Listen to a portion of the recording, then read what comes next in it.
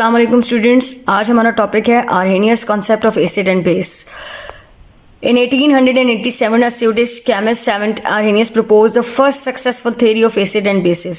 Acid और bases कैसे substances होते हैं और इनकी definitions क्या है, इस तरह की हमारे पास 3 theories हैं नेशनल बुक फाउंडेशन के अंदर, जिसमें पहला concept है Arrhenius concept of acid and bases और अपने टाइम की ये सबसे ज़्यादा जो सक्सेसफुल theory है वो यही है। ठीक है, तो according to this theory acid को कैसे डिफाइन कर सकते हैं? Acid is a substance that ionizes in water to produce H+ ion. Acid ऐसा सब्सटेंस है, वो तमाम सब्सटेंसेस जो वाटर में आयोनाइज होकर H+ आयन या हाइड्रोजन आयन प्रोवाइड करते हैं वो एसिड कहलाते हैं। And all the substances which dissolve और ionizes in water to produce hydroxide ion, दो सब्सटेंसेस आर बेस। बहुत ही सिंपल डेफिनेशन है, ठीक है, सिंगल लाइन डेफिनेशन है। यानी वो सब्सटेंस जो वाटर में आयोनाइज होकर हाइड्रोजन आयन प्रोवाइड करेगा वो एसिड है, जो हाइड्रोक्सिल आयन प्रोवाइड करेगा वो बेस है।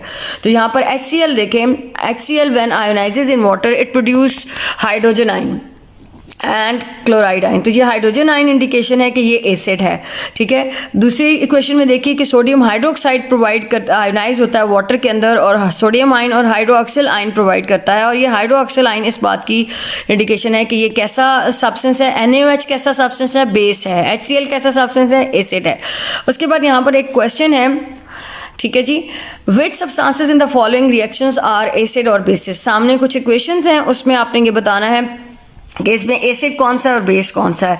और माइंड में क्या चीज़ रखनी है कि ये वाली जो आपके पास डेफिनेशन है वो the substance which ionize in water to produce acid, तो वो अब यहाँ पर देखिए nitric acid ionizes in water to produce hydrogen ion, sulphuric acid ionizes in water to produce hydrogen ion. तो both these substances are acid. Nitric जो HNO3 है ये नाइट्रिक एसिड है और ये सल्फ्यूरिक एसिड है, ये दोनों क्या हैं? ये एसिड हैं बिकॉज ये वाटर में आयोनाइज होकर हाइड्रोजन आयन प्रोवाइड कर रहे हैं।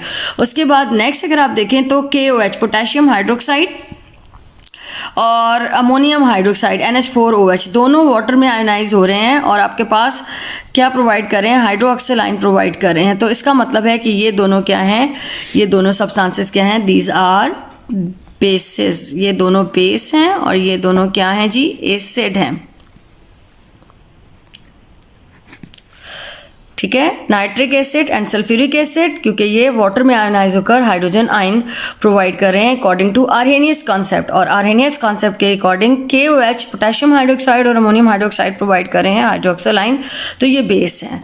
तो आर्हेनियस कॉन्सेप्ट आपके पास डायरेक्टली डिफाइन करने के लिए भी आ सकता है और ये इस तरह भी आ सकता है कि आपके पास इक्वेशंस हों और आप उन इक्वेशंस में बताएं कि कौन सी इक्वेशन एसिड से रिलेटेड है और कौन सी बेस से रिलेटेड है।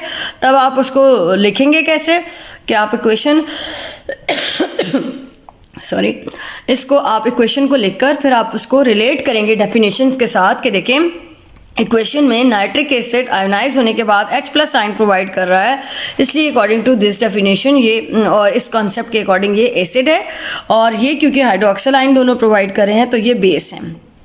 ठीक है, तो आपके पास किसी भी थ्योरी से रिलेटेड एक तो डायरेक्ट क्वेश्चन आ सकता है कि डिफाइन दिस कॉन्सेप्ट, तो आप उसकी डेफिनेशन एसिड और बेस की या आर्हेनियस एसिड और आर्हेनियस बेस को डिफाइन करके इक्वेशंस लिख सकते हैं, या फिर आपके पास क्वेश्चन आ जाए कि आपके पास सिर्फ इक्वेशन है और उसमें से आपने डिसाइड करना है कि इसमें एसिड कौन सा है और बेस कौन सा है, तो फिर आपने उसको डेफिनेशन के साथ रिलेट करके बताना है। ठीक है, थैंक यू, अल्लाह हाफिज़।